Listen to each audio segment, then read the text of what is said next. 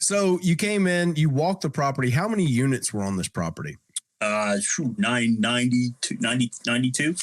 92 units. How many buildings? So I'm going to let Mike continue, but the cool story about Mike Turman, who you're watching here and why you should pay attention, is Mike got started in our training, actually at a training event in 2018. I remember meeting Mike. He just got started in pressure washing, and he has ramped his business up to over 7 figures a year. That's right, per year, which is insane money, just to show you guys that it is possible.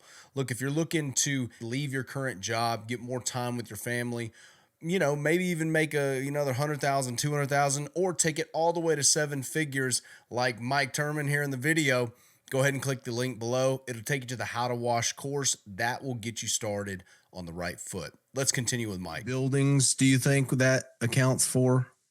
Well, they were it was like 8. There was like 8 in each one, and they're in each one. Ridiculous square footage. And honestly, you don't even worry about the square footage. You kind of price them out per. You got to do it by what your time is, and how fast you can go through it. And what are you looking at when you're talking about time? Are you looking at, like, obviously if they want breezeways, that's a piece, but right. On the exterior, I know a lot of apartments are different. Some have balconies, some don't. How elaborate are the balconies? How many levels is it? What are you looking at on the outside of that apartment? Just how fast I can get that done. How fast I can get one building done with me and one other guy or 2 guys, or, and if you have to break it up, you just have to see that. I average it and I'm an old man, how long it would take me to physically do it. Mm-hmm. And if it's a little bit longer, a little bit less, you have to incorporate that. And if it's going to be an hour and a half per building, that's pretty big. And that like you can't, because of the decks and stuff like that, you couldn't downstream. So you have to have a soaper and a rinser. So you have to do both. You have to do both, and it's lightning fast. And then you don't have to worry about chemical mixing and all that other stuff. It's all set there. You just, run the batch buster and you're rolling. Boom. Yep. That, by the way, we incorporated that. What's a batch buster? Game changing. Y'all running 24 volts?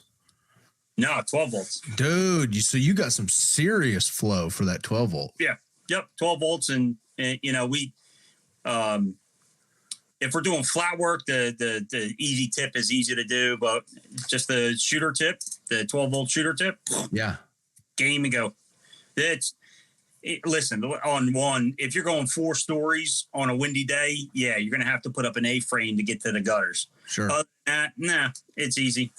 Easy. You can hit that, I believe. If it's not like you can super hit it. Windy. Yeah. I mean, there was 30-mile-an-hour winds a couple days ago. You're not.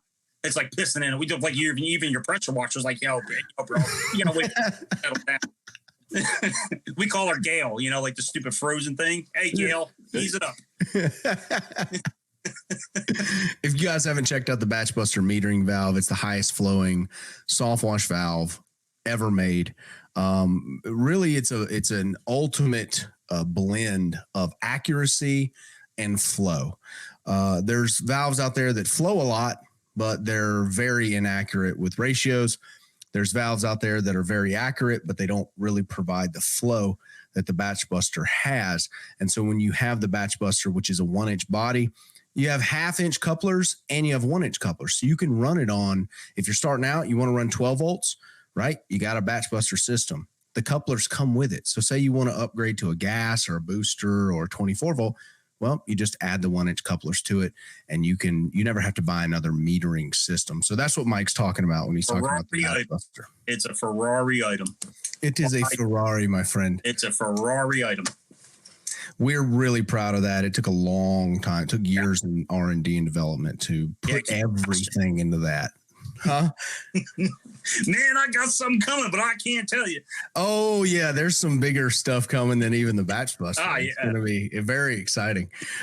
So let's talk a little more about, so you get there, you guys get on site, they're crushing. How many of these buildings are they able to do a day? 9.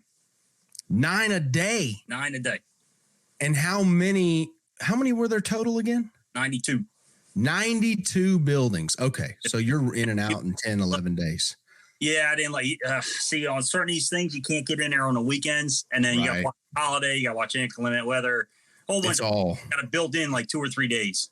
Totally. So calculate for that, guys. Build in like 2 or 3 days of iffiness. Yep. Stuff happens. So you can't. You get stuck in traffic. Can't get up. It's all. There's a whole bunch of. There's a lot of planning, but it's fun. It's really fun. It's very profitable. And different apartment places have different parking situations. They're all different. They're all completely different. Some are hills. Yes. Some are where they're parked right up next to the building. Some make the guys park a little farther away.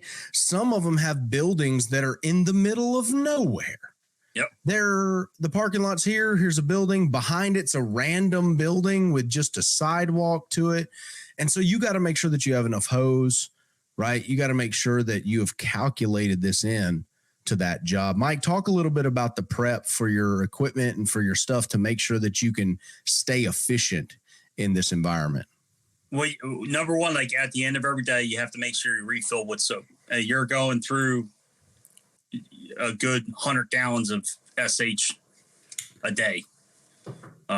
So that's a big one. I mean, even if you're on like a 1.5 on most, that's a big part of that metering valve. It's idiot proof. Go on 1.5 and put some soap in and let's roll.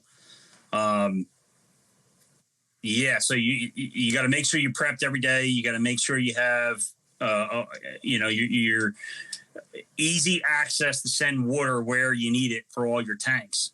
And that the other part is prepping for when you're on walking the property. Do you have to open a hydrant? Do you need anything to open that hydrant? Or are all the spigots working?